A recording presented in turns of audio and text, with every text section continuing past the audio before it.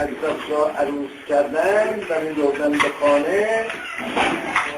حضرت قیافت جلوی حضرت زهرا حرکت می‌کرد در طرف راستش امام حسن، چپش امام حسین و حضرت خدیجه به سینه می‌کرد که قربان مظلومیت دختر حضرت في الأنام هي زوج من هي أم